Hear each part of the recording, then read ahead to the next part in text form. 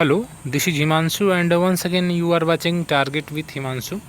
69,000 शिक्षक भर्ती संबंधित एक और इम्पॉर्टेंट इन्फॉर्मेशन है। आज बेसिक शिक्षा मंत्री सतीश द्विवेदी ने एक बैठक की है जिसमें हाईकोर्ट और सुप्रीम कोर्ट में चल रहे मामलों के लिए सरकार की ओर से मजबूती से पैरवी किए जाने के संबंध में दिशा निर्देश दिया है उन्होंने। आप सभी जानते हैं कि 69,000 शिक्षक भर्ती मामला भी हाईकोर्ट और सुप्रीम कोर्ट में चल रहा है।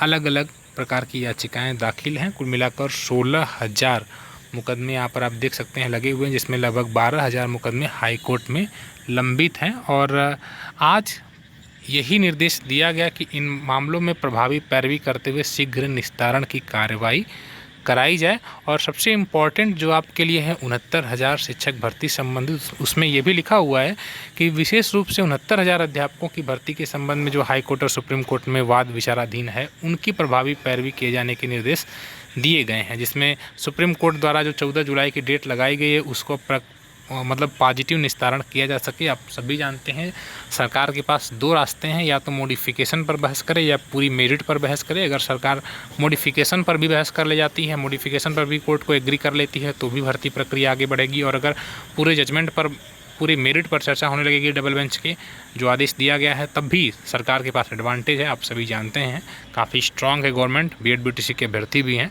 तो ये अभी आज की इन्फॉर्मेशन है, जो अभी कुछ देर पहले इनकी बैठक हुई है उससे संबंधित सूचना है। ठीक है, एक और इम्पॉर्टेंट इन्फॉर्मेशन इसी में है कि ऐसा कई बार होता रहा है कि लखनऊ और इलाहाबाद हाई कोर्ट दोनों जगह एक ही प्रकृति के केस डाल दिए जाते हैं। मतलब जिसमें आज जो ये सामने बात आई है कि हाई कोर्ट प्रयागराज और खंडपीठ लखनऊ में समान जो प्रकृति के वाद दायर होते हैं, जिसमें विभिन्न प्रकार के आदेश पारित हो जा रहे हैं अलग अलग प्रकार के, उनके उस समस्या को हल करने के लिए भी कुछ इन लोगों की आपस में सहमति है, कुछ कदम उठाने जा रहे हैं। आप सभी जानते हैं कि इसका एक उदाहरण, सबसे बड़ा उदाहरण जो आप समझ सकते हैं, आंसर की मामला था, जिसमें इलाहाबाद हाई कोर्ट में मैटर जुलाई के लिए सुना जाना था, लेकिन लखनऊ खंडपीठ में यह मैटर जो है लगा हुआ था, जिस पर स्टे हो गया और जिसकी वजह से 67,000 जो अभ्यर्थी हैं उनकी पूरी की पूरी काउंसलिंग वाले दिन रोक दी गई।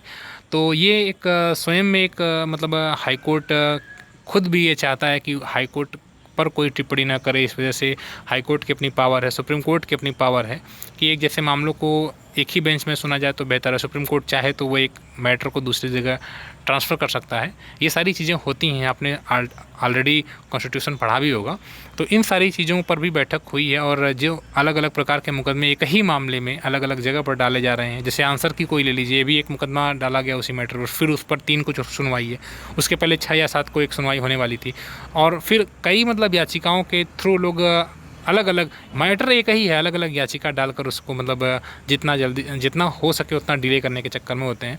कुछ लोग सफल भी हो गए और आप देख ही रहे हैं। तो इन सारी चीज़ों पर भी बैठक में चर्चा हुई है कि क्या ऐसा आगे विचार किया जाए, क्या कार्य किया जाए कि ये समस्याएं न हो और एक ही बेंच में मैटर, एक से मैटर अगर सिमिलर मैटर हैं तो उन्हें एक ही बेंच में सुना जाए। अभी आप जानते हैं कि न केवल सुप्रीम कोर्ट में बल्कि और कई ऐसे मैटर हैं जो हाई कोर्ट में विभिन्न याचिकाओं के माध्यम से सुनवाई जो हाई कोर्ट कर रहा है।